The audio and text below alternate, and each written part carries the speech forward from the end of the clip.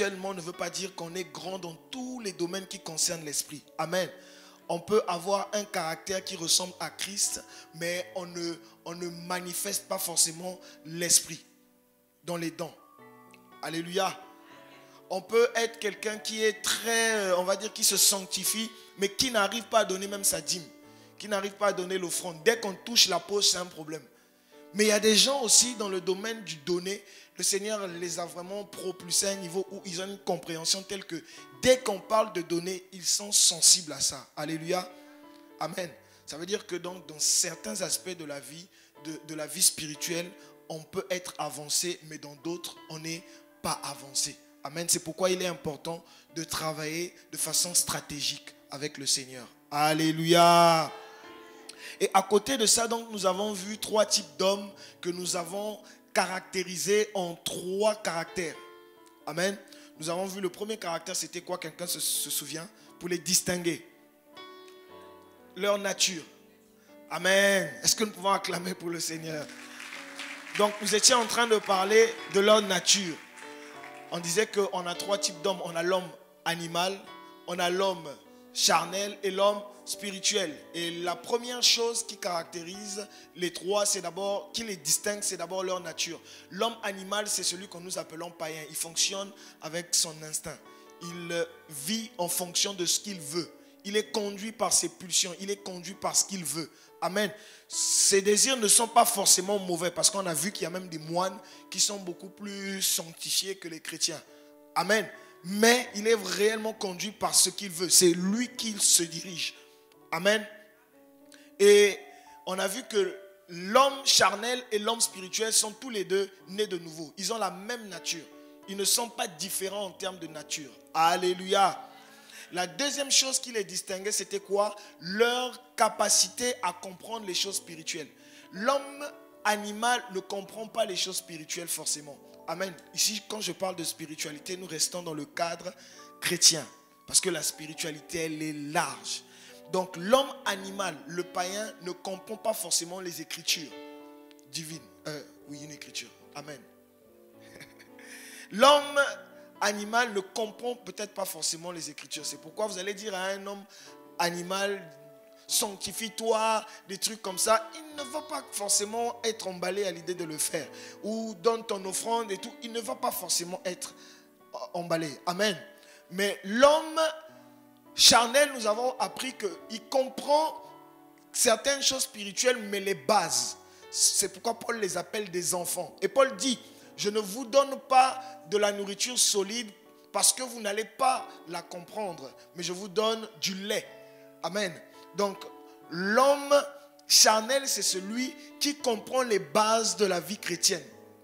Il comprend la prière, il comprend en tout cas les bases. Mais lorsqu'on va en eau profonde, ça devient compliqué.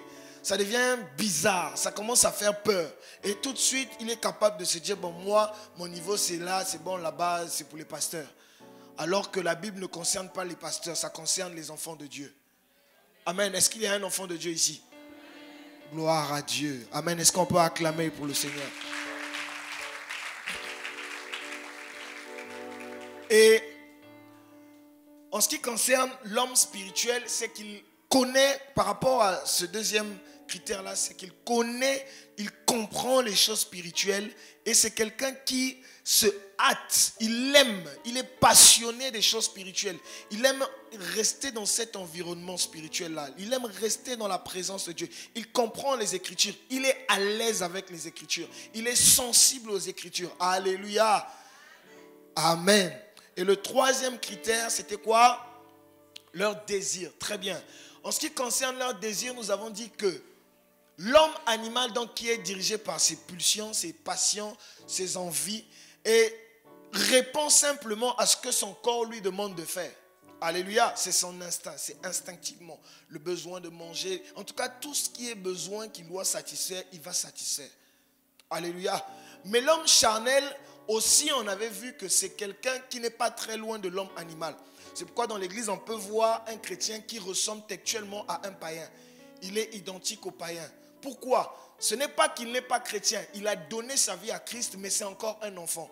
On n'est pas étonné lorsqu'un enfant se met à manger de la terre parce que c'est un enfant.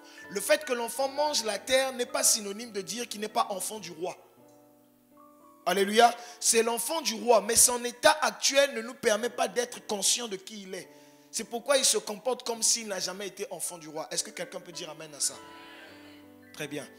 Donc, l'homme charnel a donc ce côté-là où il répond au désir aussi de sa chair. Il est là en train de répondre comme avec l'homme animal à ses pulsions. Bien qu'en étant chrétien, il a vraiment du mal avec ses pulsions, il a vraiment du mal à se retenir. Et nous disions la dernière fois que si tu te retrouves dans cette dimension, à ce niveau-là, vraiment que le Seigneur t'en sorte, qu'il te donne d'aller de l'avant. Alléluia. Et nous avons vu que l'homme spirituel, par contre, lui, il a des désirs qui sont spirituels. Pourquoi? Parce que la Bible dit quoi? Les désirs de la chair sont contraires à ceux de l'esprit. Et donc un homme spirituel est donc conduit par l'esprit. Donc conduit par l'esprit, il est emmené à manifester les désirs de l'esprit. Alléluia. C'est un homme qui a laissé le Saint-Esprit prendre le contrôle. Et il manifeste le fruit de l'esprit. C'est quelqu'un qui aime les autres, qui manifeste l'amour de Christ, l'amour de Dieu, l'amour agapé. C'est quelqu'un qui est doux. C'est quelqu'un qui cultive la tempérance, la maîtrise de soi. Là où c'est pas quelqu'un qui n'a pas les désirs charnels, c'est faux. On pense que l'homme spirituel n'a pas les mêmes envies que l'homme charnel, c'est faux. C'est seulement que l'homme spirituel a laissé l'Esprit de Dieu prendre le dessus sur ces désirs-là. Et ça se travaille. C'est ce que nous allons apprendre ce matin. Est-ce que nous pouvons acclamer le Seigneur? Alors, avant de toucher donc le thème de ce matin, nous allons ajouter un élément très intéressant en ce qui concerne ce qui distingue les trois types d'hommes dont la Bible parle. Nous allons ajouter je vais lire ça simplement parce que j'ai noté. Amen. Amen. Très bien. Donc, nous allons voir leur capacité à manifester l'esprit. Alors, c'est un élément très important. La troisième chose qui distingue les trois types d'hommes, c'est leur capacité à manifester l'esprit. Bon, le premier type d'homme, l'homme animal, lui, il a un problème, c'est qu'il n'est pas né de nouveau. Donc, il n'a pas l'esprit de Dieu en lui. Donc, ce que je vais dire ne le concerne pas. Mais ce que je vais dire concerne l'homme charnel et l'homme spirituel. L'homme charnel, il a l'esprit de Dieu en lui. Alléluia. C'est pourquoi la Bible parle d'attrister le Saint-Esprit. Lorsque nous attristons le Saint-Esprit, c'est vraiment quelque chose où nous avons le Saint-Esprit en nous, mais quand nous péchons, le Saint-Esprit est attristé. Alléluia. C'est ce que ça veut dire. Donc, l'homme charnel, lui aussi a le Saint-Esprit en lui. Dès que vous naissez de nouveau, ça sous-entend que vous avez eu le Saint-Esprit. Alléluia, en vous, qui vient vous donner la nature divine. Alléluia. Si votre nouvelle naissance est réelle et authentique, vous avez le Saint-Esprit en vous. Il vous donne la nature divine, la nature de Dieu. Vous êtes comme Dieu à la nouvelle naissance. Ce n'est pas que vous allez devenir d'abord. Non. Il y a le processus. Il y a d'abord être et manifester ce que nous sommes. Alléluia. Je dis toujours qu'on est saint, c'est pourquoi on manifeste la sanctification. On n'essaie pas de devenir saint. On est saint et on manifeste la sanctification. Alléluia. Est-ce que quelqu'un comprend ça? On est béni et donc on manifeste cette bénédiction. On a déjà ces choses. Que quelqu'un dise, je l'ai déjà. Gloire à Dieu, acclame pour le Seigneur. Donc en Christ, nous avons toute la nature, la plénitude de la nature de Dieu en nous. Nous avons ça. Maintenant, il se passe quelque chose. En ce qui concerne la manifestation de l'Esprit, nous allons lire 1 Corinthiens 12, le verset 1 à 7. 1 Corinthiens 12, le verset 1 à 7. Nous allons faire une lecture rapide, c'est vrai que c'est long.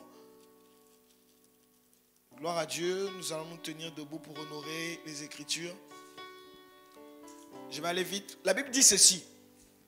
Pour ce qui concerne les dons spirituels, je ne veux pas, frères, que vous soyez dans l'ignorance. Alléluia. vous savez que lorsque vous étiez païens, vous vous laissiez entraîner vers les idoles muettes, selon que vous étiez conduits. C'est pourquoi je vous déclare que nul, s'il ne parle par l'Esprit de Dieu, ne dit Jésus est anathème. Et que nul ne peut dire Jésus est le Seigneur si ce n'est par le Saint-Esprit. Il y a diversité de dons, mais le même Esprit. Diversité de ministères, mais le même Seigneur. Diversité d'opérations, mais le même Dieu qui opère tout en tous. Or, à chacun la manifestation de l'Esprit est donnée pour l'utilité commune. Que quelqu'un dise la manifestation de l'Esprit. Amen. En effet, le verset 8, en effet, à l'un est donné par l'Esprit une parole de sagesse, à un autre une parole de connaissance selon le même Esprit, à un autre la foi par le même Esprit, à un autre le don de guérison par le même Esprit, à un autre le don d'opérer les miracles, à un autre le don de prophétie. Vous pourrez lire jusqu'à la fin. Est-ce qu'on peut acclamer pour le Seigneur? Amen. Nous pouvons nous asseoir. Que le Seigneur vous bénisse. Alors le premier verset de ce chapitre nous dit: pour ce qui concerne les dons spirituels, je ne veux pas, frères, que vous soyez dans l'ignorance. 1. L'homme animal ignore ça. L'homme animal, comme il n'est pas concerné, il ignore. Amen. Mais l'homme charnel aussi, il vit souvent dans cette ignorance, dans la même ignorance. Il ignore les capacités, les dons que le Seigneur a déversés dans le corps de Christ. Alléluia. Il ignore et c'est pourquoi il opère difficilement dans ça. D'autres, ce n'est pas forcément l'ignorance, mais simplement ils ont dit non, ça c'est pas pour moi, ça c'est pour les pasteurs. Alléluia. La Bible dit ici que, je lis le verset 7. Or, à chacun, la manifestation de l'Esprit est donnée pour l'utilité commune. Alléluia. Il est important. On ne peut pas dissocier les dons spirituels, les manifestations de l'Esprit de l'Église. Ce n'est pas possible. Ça veut dire qu'on sera quoi? Limité. L'Esprit de Dieu qui est en nous nous emmène à opérer dans le spirituel, opérer dans le surnaturel. Et le fait d'être ignorant de ça, la Bible dit qu'on est charnel. On est ignorant et ce n'est pas bon. Je sors de l'ignorance. Dis, je sors de l'ignorance au nom de Jésus. Donc il est important pour chacun de nous d'opérer dans les dons spirituels. Laissez le Saint-Esprit se manifester au travers de nous. Alléluia. Les dons spirituels sont simplement la manifestation de l'Esprit dans le domaine physique. Alléluia. C'est le doigt de Dieu dans le naturel, le réel que nous vivons. C'est la pensée de Dieu dans le naturel. Alléluia. C'est important. Vous savez, une parole de connaissance peut valoir une prédication. Est-ce que vous savez ça? Le jour où Jésus rencontre la femme samaritaine, il n'a pas prêché. Il a donné une parole de connaissance. C'est là où la femme a discerné que ce monsieur est un prophète. Alléluia. Ce monsieur est un homme de Dieu. Un jour, Jésus était là en train d'attendre quelqu'un. Je crois que c'était Philippe qui l'attendait. Je ne sais plus trop exactement. Je pense que c'était Philippe. Et Philippe était en train de venir avec son ami qui est Nathanaël. Pendant qu'ils étaient en train de venir, Jésus dit: oh, voilà quelqu'un en Israël, il dit, voilà quelqu'un qui n'est pas aussi juste, quelqu'un qui n'a pas aussi une grande foi, voilà, en Israël. Il n'y a pas quelqu'un comme lui, c'est ce qu'il voulait dire. Nathanaël était surpris. Il dit, d'abord avant, il dit à Philippe: est-ce que de Nazareth peut-il venir quelque chose de bon? Donc, avant même de rencontrer Jésus, Nathanaël avait déjà douté. Pourquoi? Parce que le gars venait de Nazareth. Mais lorsque Jésus a dit ça, ça a créé une confusion dans sa tête. Il n'a pas eu besoin d'écouter une prédication. Mais rien que la parole de connaissance qui lui a été donnée a chamboulé les choses. Et qu'est-ce que Nathanaël dit? Il commence par Seigneur. Alléluia. S'il vous plaît, c'est important. Il y a des choses que la prédication ne pourra pas faire. La prédication ne va pas arriver à un certain niveau. Mais lorsque vous arrivez au bureau chez votre patron, vous êtes en train de discuter avec lui et il ne se sent pas bien, il est malade. Vous lui dites, patron, est-ce qu'on peut prier? Il a pris des comprimés, mais ça ne marche pas. Quand vous lui imposez les mains, il guérit. Le gars, il est convaincu. Parce qu'il sait qu'il y a quelque chose de bizarre qui vient de se passer. Alléluia! Alléluia! C'est pourquoi il est important pour nous les chrétiens d'opérer dans ces dimensions. Ce qui a fait la notoriété de Daniel, c'était le fait que Daniel opérait dans une dimension spirituelle très élevée. Il confond tous les rois qui succédaient au trône, qui se succédaient, étaient en train de rencontrer un gars spirituel. C'était un gars compliqué, spirituellement. Alléluia! Oh, c'est le spirituel opéré dans l'esprit qui a fait que Joseph devienne la deuxième personnalité d'Égypte. Est-ce que quelqu'un comprend ça? Alléluia! Donc, aimons ça. J'aime. C'est le propre des gens qui sont spirituels. Vous voulez être un homme spirituel, laissez le Saint-Esprit se manifester par vous. Vous savez, un homme charnel est très égoïste parce qu'il dit que c'est pour les hommes de Dieu. C'est pour les. Mais la vérité, c'est que la Bible dit qu'il donne à chacun la manifestation de l'Esprit, le verset 7, pour l'utilité commune. Donc le don que nous avons, que le Seigneur met en nous, ce n'est pas pour nous, c'est pour les autres. Donc quand tu t'exclus, ça veut dire que tu deviens égoïste. Alléluia. Donc on a dans l'église plusieurs égoïstes spirituels. Le jour où quelqu'un va décider de laisser l'esprit opérer, sa famille va sortir des ténèbres. Alléluia. Tant que vous n'allez pas décider d'opérer dans le spirituel, dans la manifestation de l'esprit, il y a des choses qui ne se feront pas. Il faut qu'on ait des chrétiens, quelqu'un est malade dans la famille, on appelle le frère David, dès qu'il prend le téléphone, il prie, la personne est guérie et toute la famille se convertit. Tant qu'il n'y aura pas ça, vous aurez beau dire Jésus t'aime, il n'y aura rien. Le monde d'aujourd'hui, c'est un monde qui veut voir. Le pasteur Alexandre Amazou a dit quoi? C'est le spirituel. Vous ne pouvez pas être charnel, vous ne pouvez pas être quelqu'un qui n'est pas spirituel et influencer ce monde. Ce n'est pas possible. Même dans les affaires, il y a des choses où ce n'est plus l'intelligence de l'homme qui agit, mais c'est une intelligence supérieure. La Bible dit une intelligence supérieure. La Bible dit que Shadrach, Meshach et Abednego avaient une intelligence supérieure. Alléluia. Ça les distinguait. Vous pouvez arriver dans un endroit, tout le monde n'arrive pas à trouver la solution, mais lorsque vous êtes là, on vous appelle le petit Jésus. Lorsque vous êtes là, on ne sait pas comment ça vient, mais ça vient. Alléluia. Alléluia. Église, c'est notre partage. Si c'est ton partage, dis un amen fort. Gloire à Dieu. Est-ce que tu peux acclamer pour le Seigneur? Amen. Donc l'homme spirituel est une plateforme qui laisse le Saint-Esprit se manifester, se déployer. Il a tellement compris les choses spirituelles que le Saint-Esprit le fait confiance. Et il peut l'utiliser à n'importe quel moment. Il est disponible.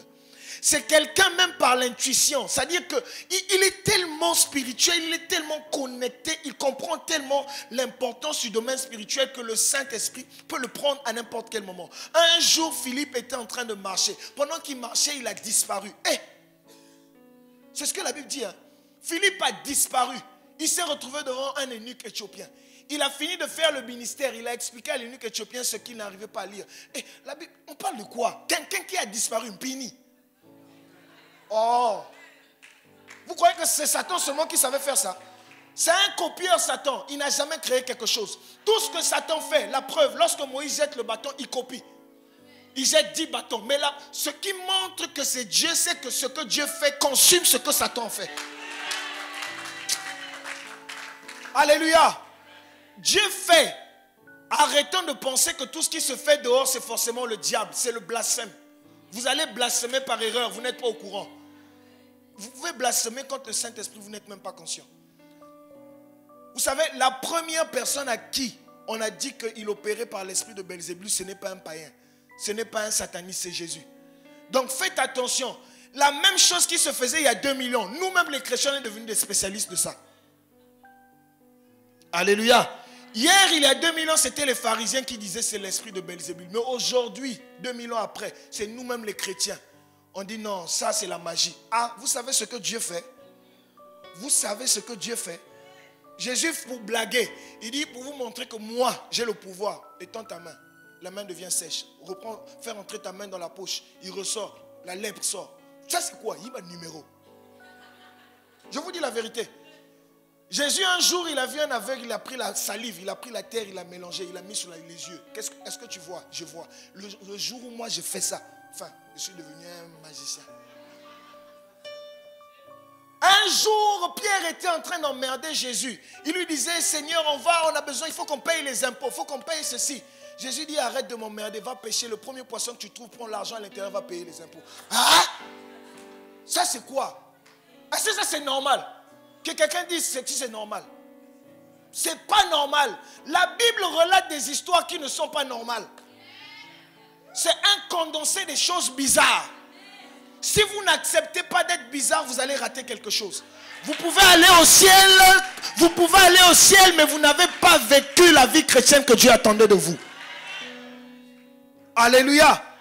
Alléluia. Que quelqu'un dise des choses bizarres. Quelque chose d'étrange se passe. Ah, il faut que des choses bizarres se passent autour de nous. Ah, quand Moïse divise l'eau en deux, c'est pas bizarre? Est-ce que quelqu'un d'ordinaire peut faire ça? Nous, on précède. Il est peut-être dans la nuit, peut-être 2 heures, 3 heures, et puis on voit quelqu'un qui marche sur l'eau. Ça, c'est pas bizarre.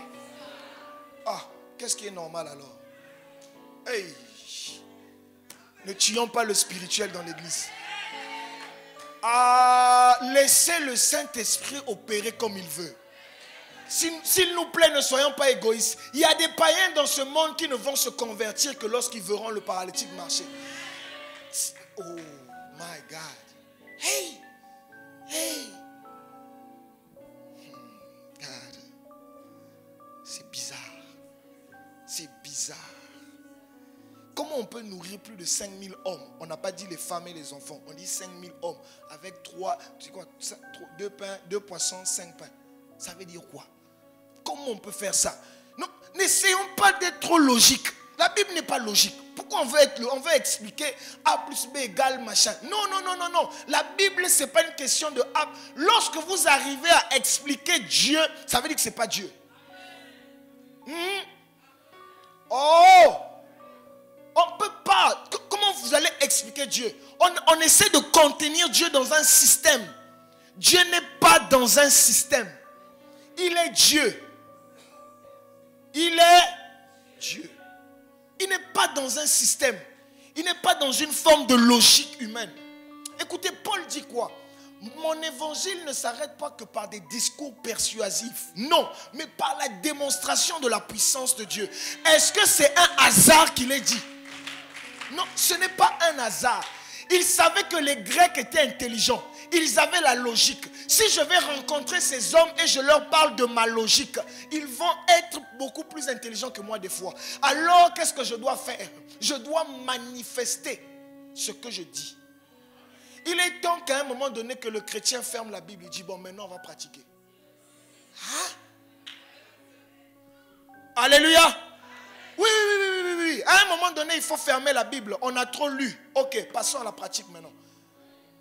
Il faut qu'on soit une assemblée de pratiquants de la parole.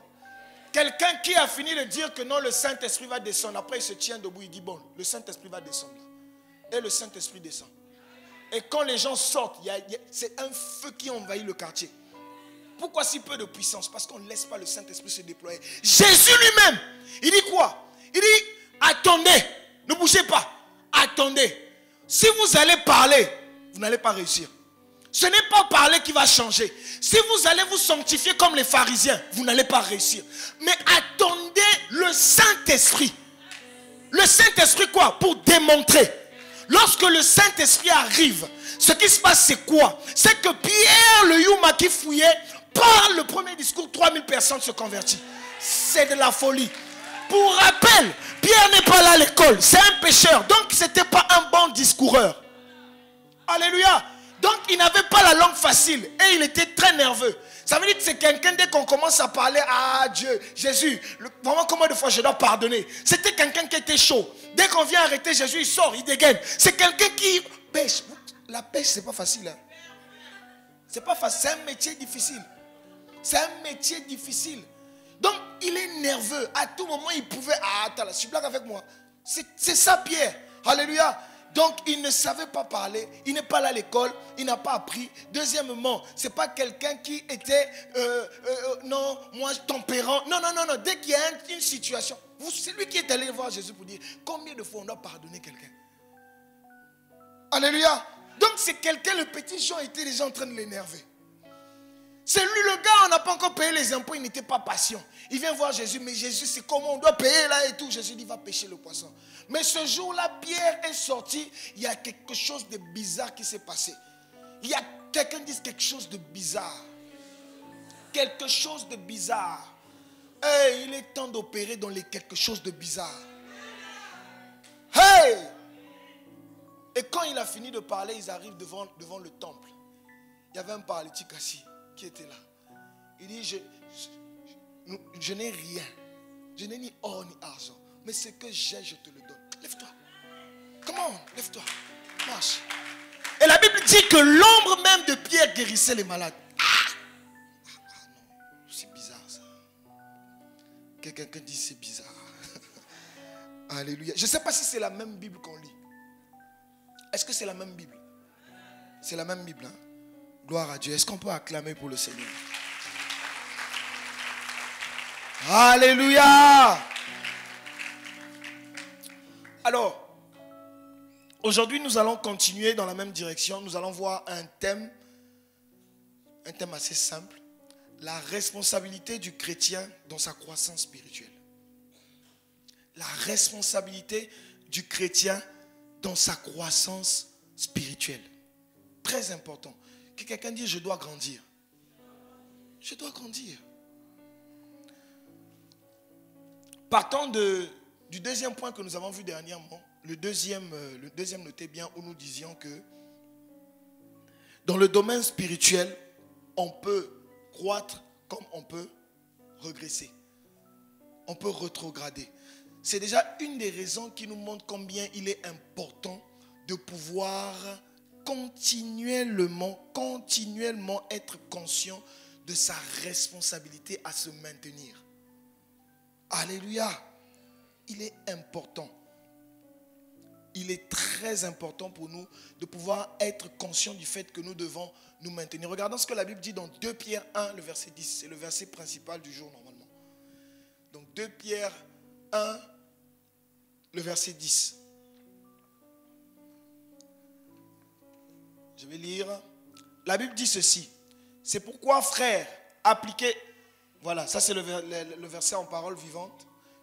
Vous pouvez laisser la régie sur les écrans. Je vais commencer par lire ça dans la version Louis II. La Bible dit, c'est pourquoi, frères, appliquez-vous d'autant plus à affermir votre vocation et votre élection. Car en faisant cela, vous ne broncherez jamais.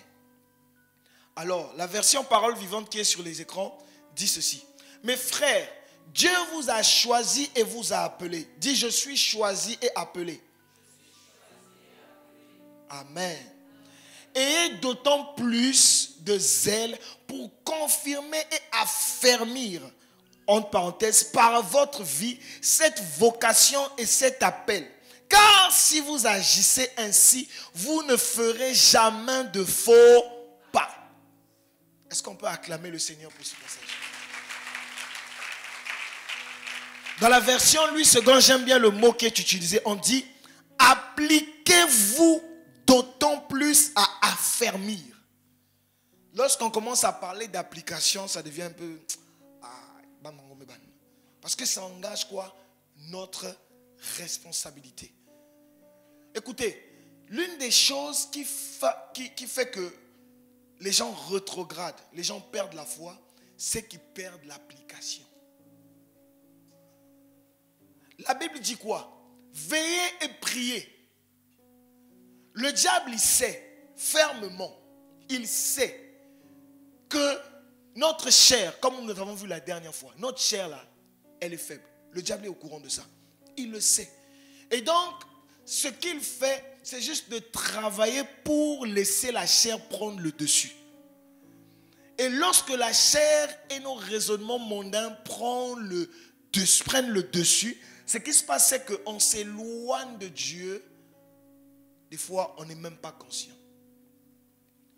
Si quelqu'un arrête de s'appliquer pour affermir sa vocation, on ne dit pas que c'est comme ça que tu vas être sauvé. Mais tu es sauvé. Écoute, il faut que tu affermisses cet appel que tu as reçu de Dieu. Il faut que tu t'appliques. Que quelqu'un dise, applique-toi. Dis au voisin, applique-toi. Alléluia. Le Seigneur ici veut nous inviter à faire une chose. À avoir du zèle. Avoir du zèle, pourquoi? Pour ce qui concerne le fait d'affermir son appel. Il faut travailler dessus. Sinon, il y a la rétrogradation qui nous guette. C'est pourquoi vous allez voir quelqu'un qui opérait même des miracles, quelqu'un qui faisait des choses, quelqu'un qui opérait dans une dimension extraordinaire. Ça m'a toujours fait mal. Vous voyez cette personne un bon matin, ça devient une personne qui est éloignée de Dieu, qui a rétrogradé. C'est pourquoi le Seigneur il dit dans l'Apocalypse, revenez à votre premier amour. Revenez à votre premier amour. Il faut qu'on arrête d'être des chrétiens juste d'histoire. Hier, quand j'étais, mais aujourd'hui, pourquoi pas aujourd'hui? Est-ce que tu es mort? Non. Tu es toujours vivant. Pourquoi pas aujourd'hui? Pourquoi pas aujourd'hui? Pourquoi seulement hier? Pourquoi la capacité à donner que tu avais, c'est seulement hier? Moi, hier, je donnais. Moi, les hommes de Dieu, j'ai beaucoup donné. Mon frère, ma soeur, pourquoi seulement hier? Non, moi, quand je me sanctifiais, c'est-à-dire je me sanctifiais jusqu'à je me sanctifiais. Mais pourquoi seulement hier? Pourquoi pas aujourd'hui? Non, moi hier, quand le Saint-Esprit me saisissait, je pouvais arriver là, je vois la vie de tout le monde. Pourquoi seulement hier? On a besoin de ça aujourd'hui. Vous savez, quand une nouvelle personne arrive à l'église, et puis qu'un frère qui était à côté de lui, à la fin du culte, lui parle, frère, excuse-moi, regarde ce que le Seigneur m'a montré pendant qu'on priait. Voilà, j'ai vu que tu as ça. Nouvelle âme qui voit. Elle sera bouleversée. C'est même pas le pasteur sur la chair. Vous ne vous connaissez pas. Personne ne lui a soufflé. Il faut que ça se passe dans l'église. Pendant que vous êtes en train de prier juste à côté, le Seigneur dépose une pensée en toi. Il te montre la vie de la personne à côté. Quand tu dis ça, la personne sait qu'il y a le spirit. Il y a quelque chose de spirituel qui vient de se passer. Il y a quelque chose de bizarre qui vient de se passer. Alléluia. On attend trop des hommes de Dieu. Oublions que nous-mêmes, nous avons des responsabilités. Le Seigneur nous dit ce matin, appliquez-vous, appliquons-nous à affermir. Appliquons-nous pour ne pas faire de faux pas. Pourquoi tu es arrivé à faire un faux pas? Parce que tu avais arrêté de t'appliquer. C'est juste ça. Tu avais arrêté de t'appliquer. Alléluia. Alléluia. Matthieu 26, le verset 41. Regardons ce que la Bible dit. Matthieu 26, le verset 41. Veuillez et priez afin que vous ne tombiez pas dans la tentation. L'esprit est bien disposé. Je ne sais pas pourquoi nous on commence toujours par la chair est faible, mais l'esprit est bien disposé. Bon, c'est l'esprit est bien disposé, mais la chair est faible. Alléluia. L'esprit est bien disposé, mais la chair est faible. Regardez, Dieu est au courant que votre chair est faible. Si vous pensez qu'il n'y a que vous qui pensez que non, vous ressentez des choses. Dieu est au courant. Pour preuve, son fils, il est descendu, il a vécu dans la chair humaine.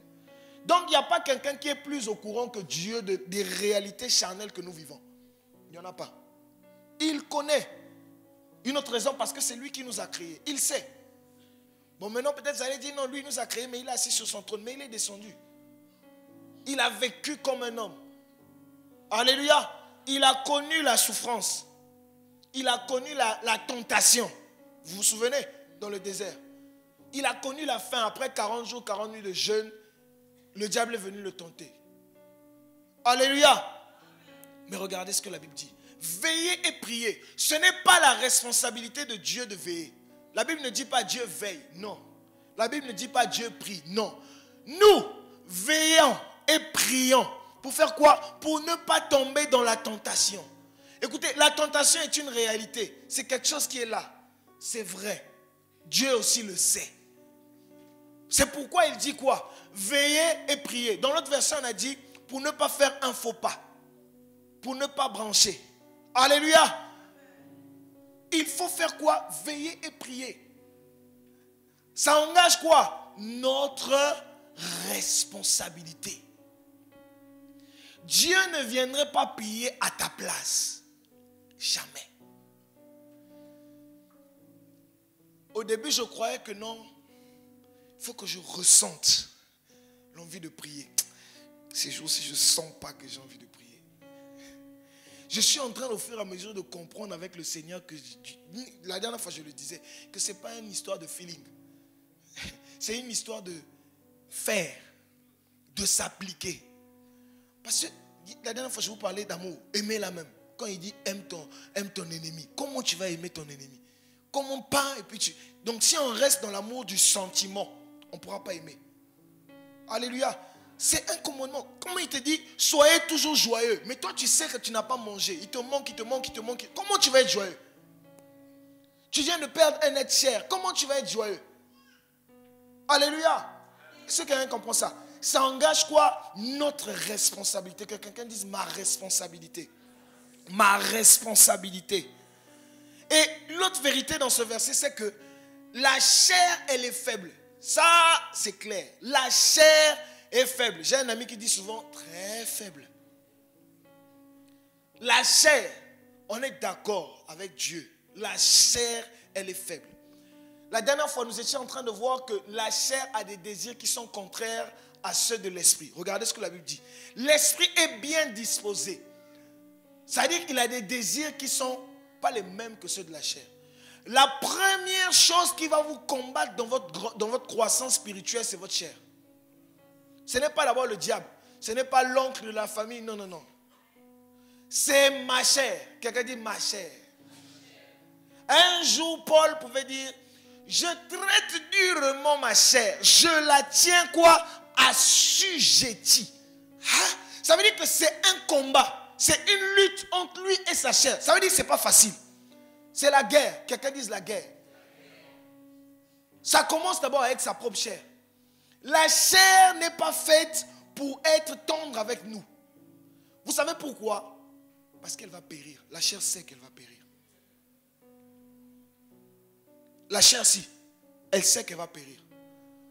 La preuve, au ciel, on aura des corps glorifiés. Ce n'est pas la même chair, ça sera une chair changée. Cette chair-là, elle est corrompue.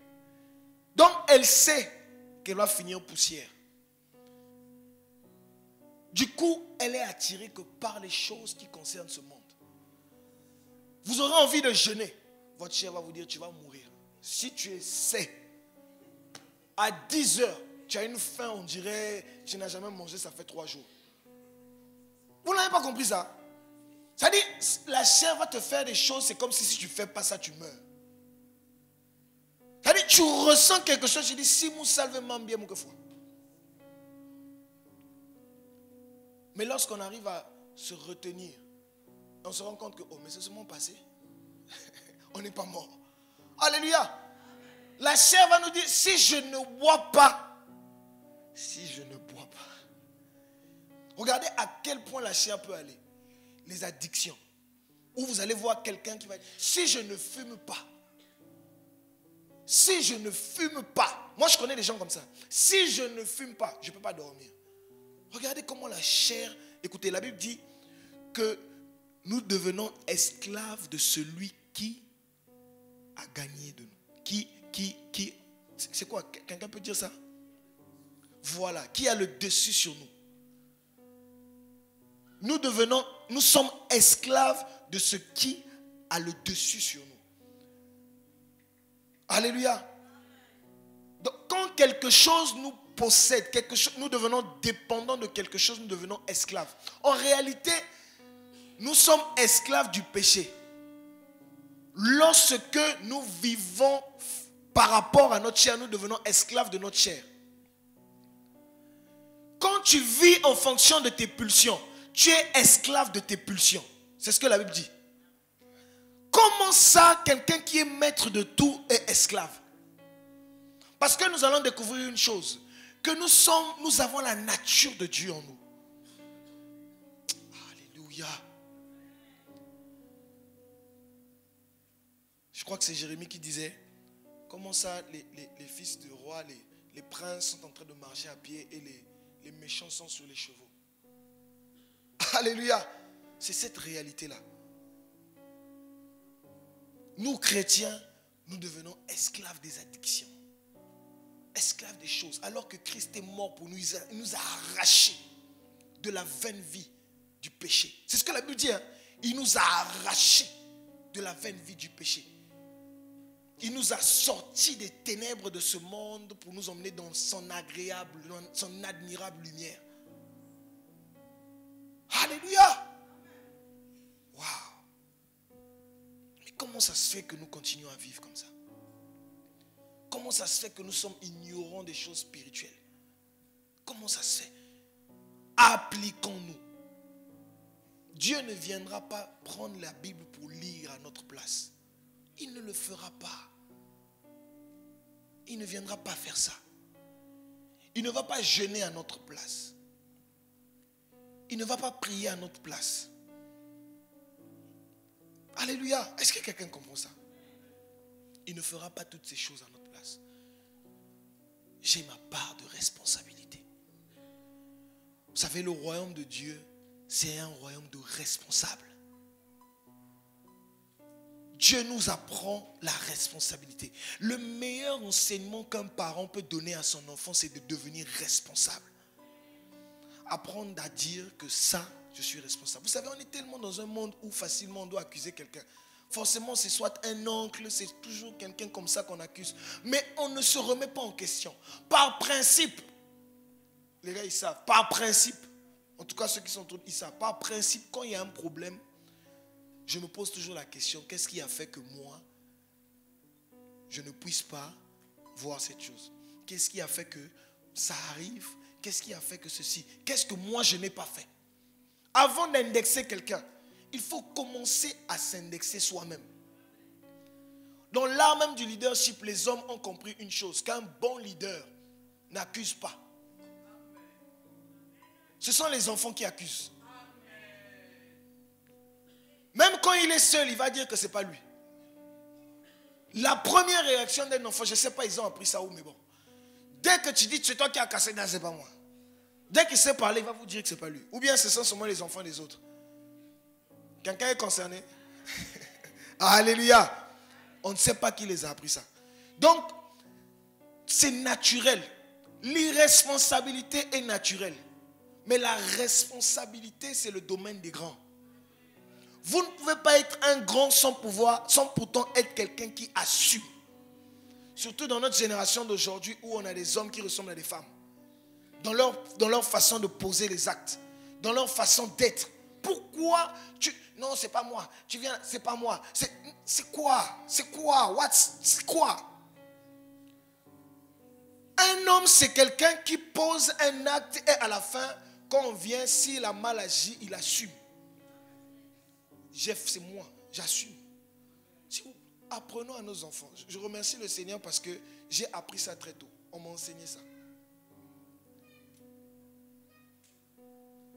Mon papa ne regardait pas toujours mes bulletins. Bon, il est dans la salle, est-ce qu'on peut acclamer le Seigneur?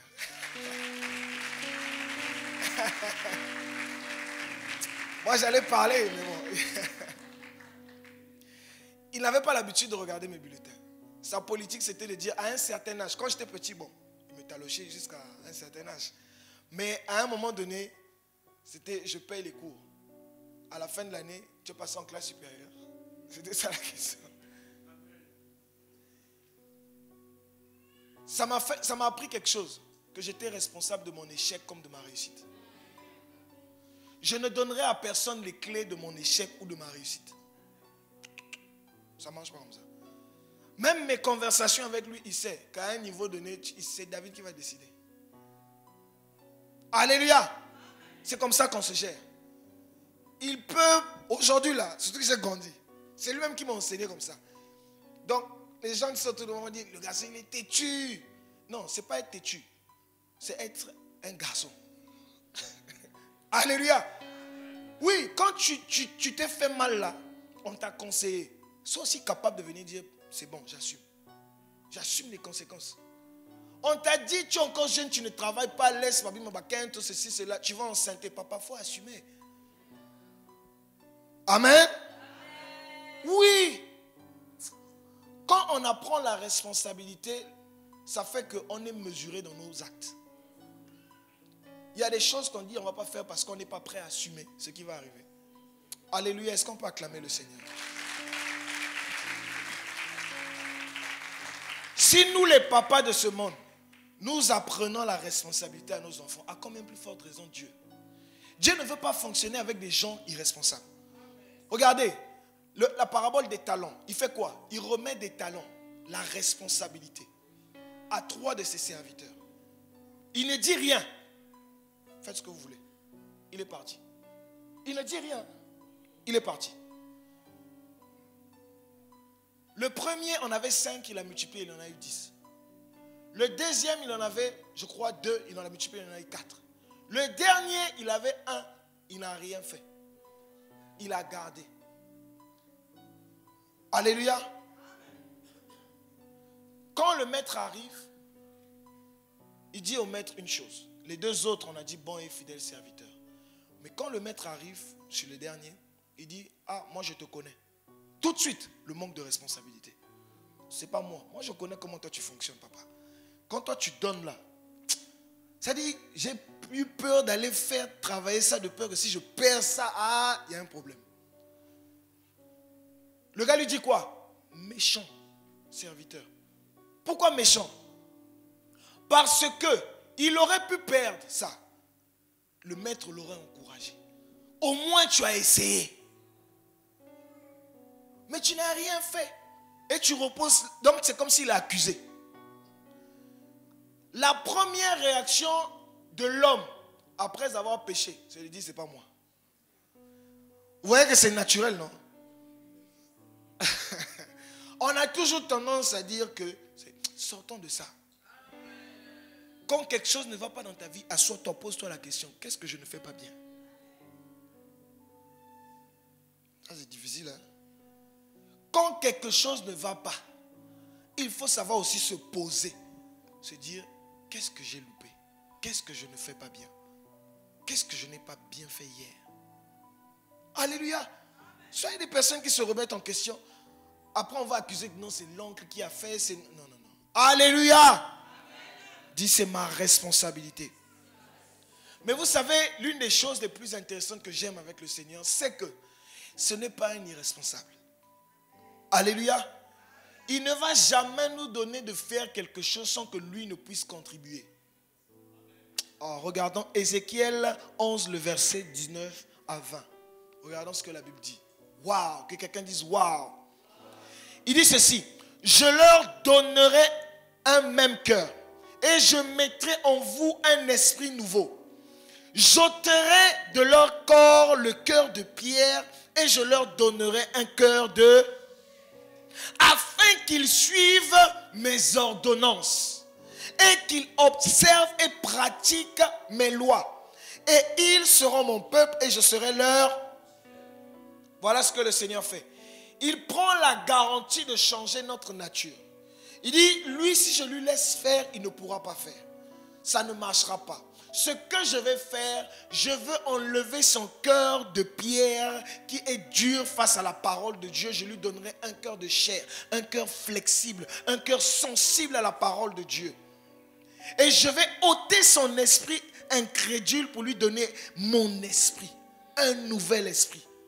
Ça, avec Ézéchiel, quand il le disait comme une prophétie. Alléluia. Mais il y a 2000 ans, il s'est passé quelque chose. Nous, on ne parle plus de ça au futur. Il nous a donné un esprit nouveau. Il a ôté en nous ce cœur de pierre que nous avions pour nous donner un cœur de chair. J'aimerais dire à quelqu'un ce matin que tu n'es pas seul.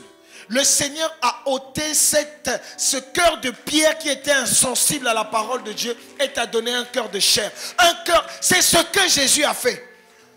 Aussi, c'est ton partage. Dis-moi un amen fort. Un amen fort. Alléluia. C'est ce qu'il a fait.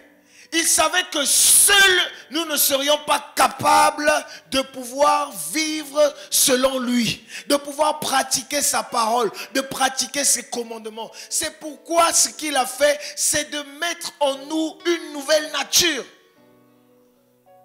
Alléluia. Je peux. Écoutez ce que Paul dit dans Philippiens 4, le verset 13. Je puis tout, non par moi, mais par celui qui me fortifie. La Bible dit quoi? Que le faible dise je suis fort. J'aimerais dire à quelqu'un ce matin, tu n'es pas faible. Ta chair est faible, mais ton esprit est bien disposé. Sois juste conscient de ça. Commence à fonctionner comme ton esprit te demande de fonctionner. Ton esprit est nouveau. Ton esprit a été changé. Tu es né de nouveau. Alors commence à fonctionner comme cette nouvelle créature en Christ.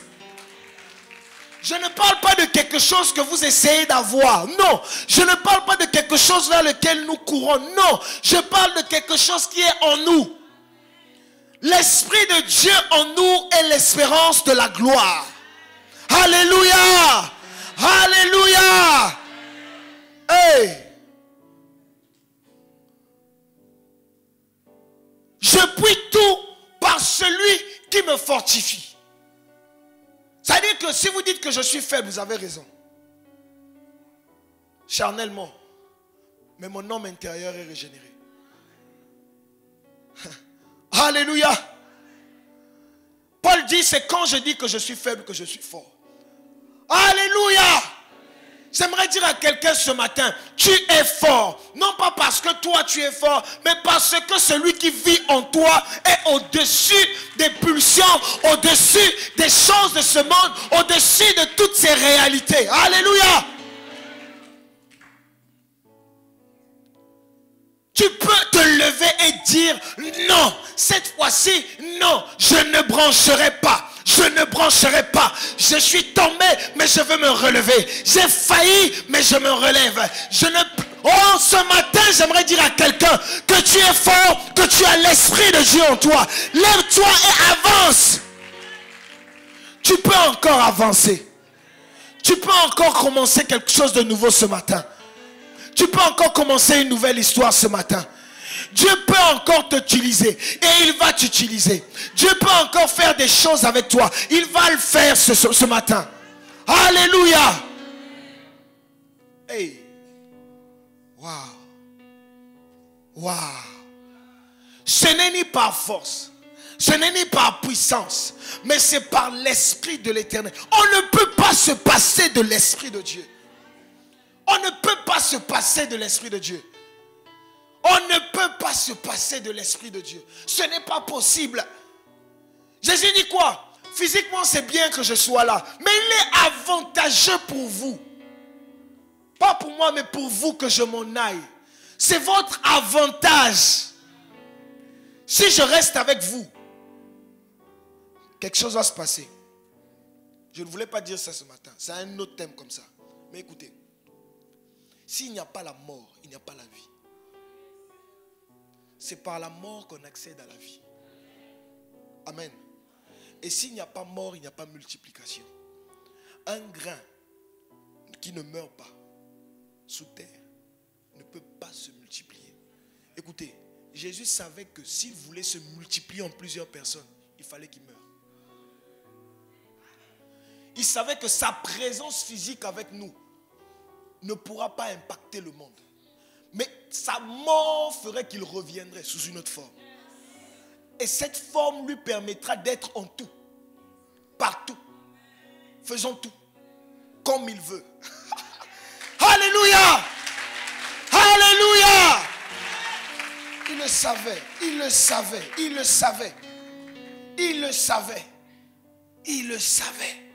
Waouh. Quelqu'un dit, c'est mon avantage. C'est mon avantage. Le Saint-Esprit est mon avantage. Le Saint-Esprit nous donne d'opérer dans une autre dimension. Les chants peuvent monter, s'il vous plaît. Vous vous sentez faible aujourd'hui. Je vous dis, le Saint-Esprit est votre avantage. Le Saint-Esprit est capable de faire de vous quelqu'un qui ne savait pas parler, quelqu'un qui ne pouvait pas parler en public. Mais vous devenez quelqu'un lorsque vous vous tenez en public, c'est un feu qui...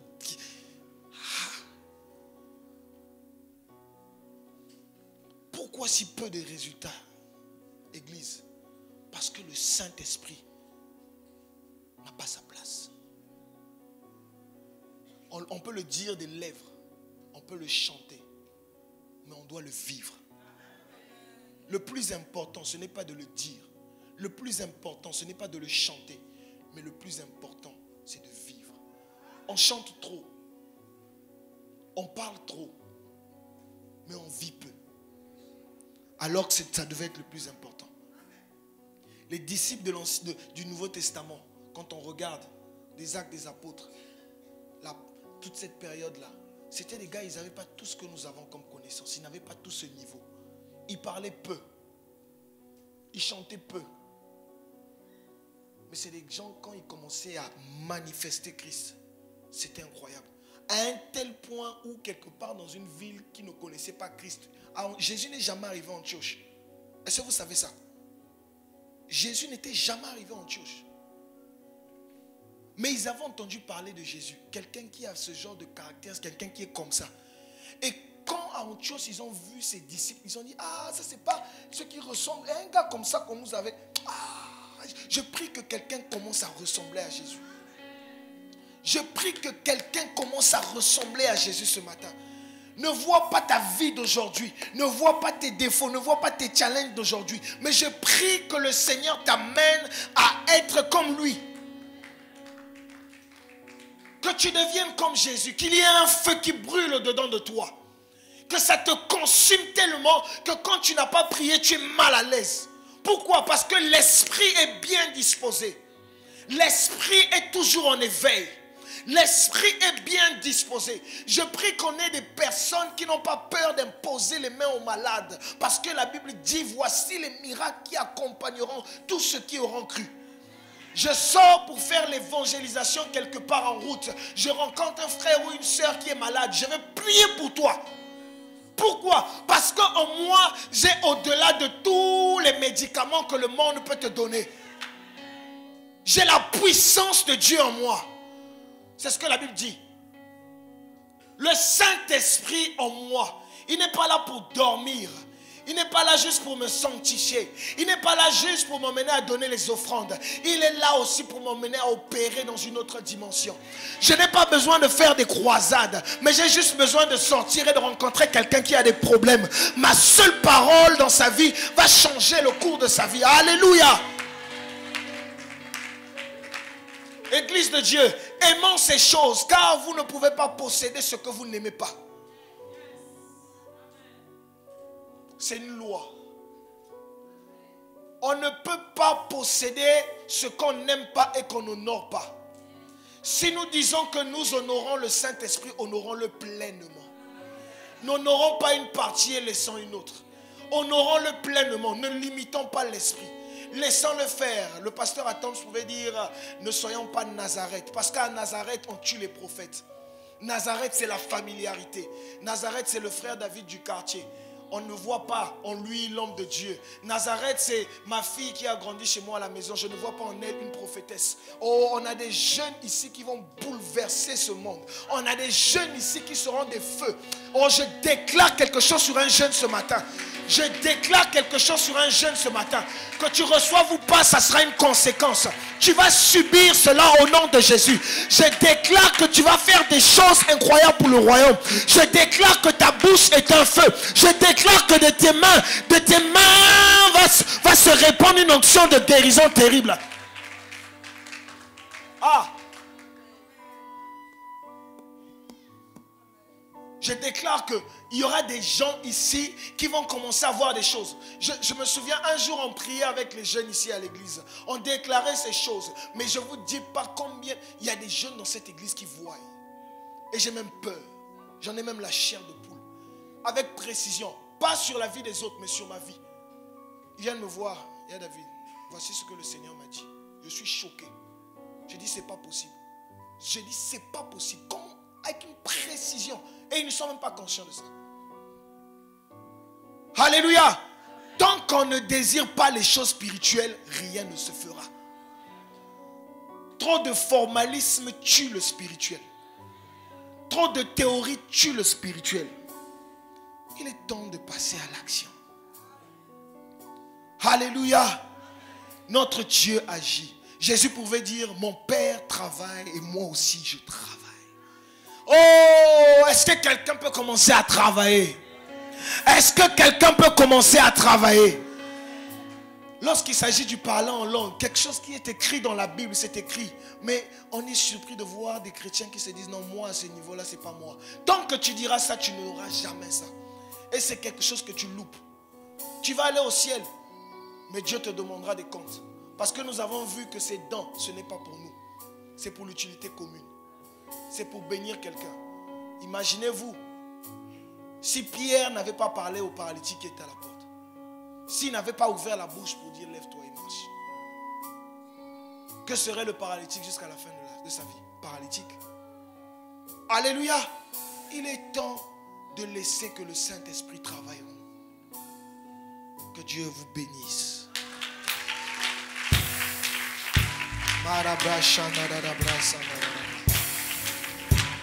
Commence à prier là où tu es. Commence à prier là où tu es. Commence à prier là où tu es.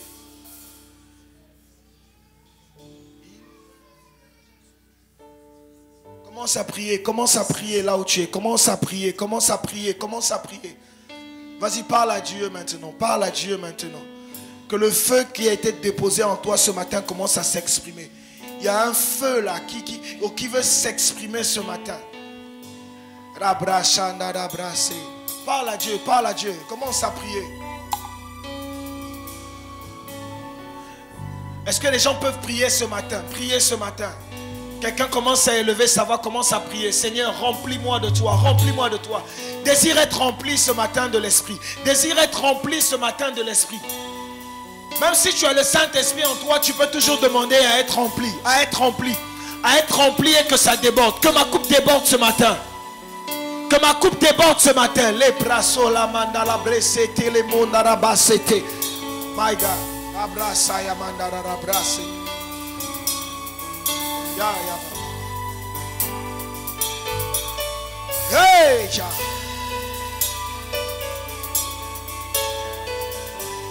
Aïe, aïe, aïe. Commence à parler. Parle ce matin. Parle. Si tu pries en langue, vas-y, commence à prier en langue ce matin. Oublie un peu ton voisin de gauche, ton voisin de droite. Si tu ne soupires pas, rien n'arrivera. Rien ne se produira. Il est temps de voir des papas et des mamans qui parlent en langue. Il est temps de voir des papas et des mamans avoir des visions. Les vieillards auront des songes. Hey!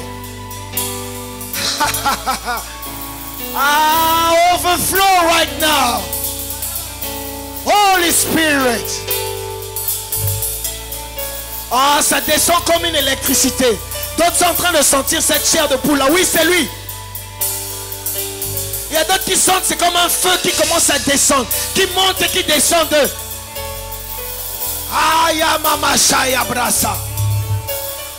Hey! Aïe, aïe, aïe, aïe, aïe. Oh, vas-y, comment? Prie, parle. Désire être rempli ce matin. Désire être rempli ce matin.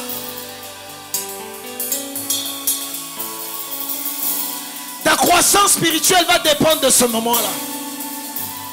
Aïe, aïe, aïe, papa. Lusa praya la base le manda da brese. Libra sola pa le mande brase calebra. Aïe, aïe, aïe, aïe.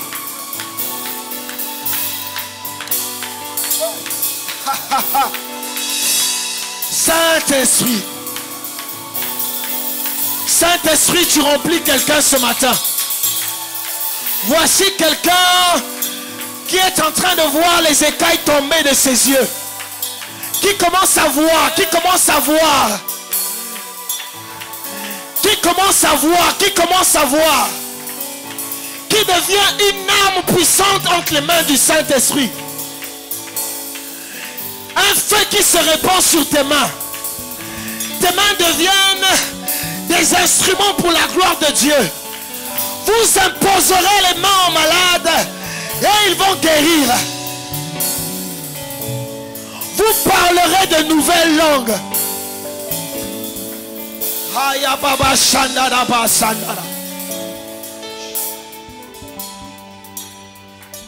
Ne t'arrête pas, ne t'arrête pas, ne t'arrête pas. Prenons 2 minutes comme ça, ne t'arrête pas. Parle. Parle, parle, parle, parle. Laisse échapper de ta bouche ces paroles. Ok.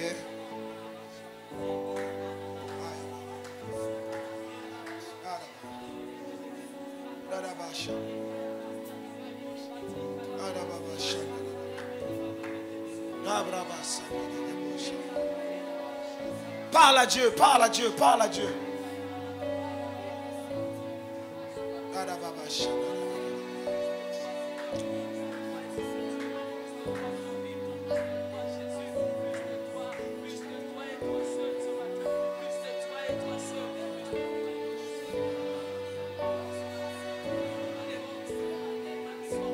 Ah, God. Ah, God. Hey! Ah, God. La vie de quelqu'un ne sera plus la même à partir de ce matin. Je le déclare au nom de Jésus. La vie de quelqu'un ne sera plus la même à compter de ce matin. Il y a un feu qui brûle maintenant. Le feu du Saint-Esprit. Le feu du Saint-Esprit. La vie de quelqu'un ne sera plus la même à compter de ce matin. La vie de quelqu'un ne sera plus la même à compter de ce matin. La vie de quelqu'un ne sera plus la même à compter de ce matin. Au nom de Jésus. Père, je te rends grâce pour ton Esprit Saint ce matin. Merci pour ta parole. Merci pour ta direction. Merci car tu fais de nous des personnes extraordinaires. Tu nous donnes d'opérer, Seigneur, comme tu veux. Tu nous donnes, Seigneur, de te manifester, de manifester l'Esprit. Merci car tu te répands en ce lieu. Merci car tu prends possession de nous. Merci car tu oins ce moment. Merci pour ton onction. Merci pour le déploiement du Saint-Esprit. Merci car nous sommes remplis de toi. Merci Seigneur. Merci Seigneur. Merci Seigneur. Au nom de Jésus. Amen. Que le Seigneur vous bénisse.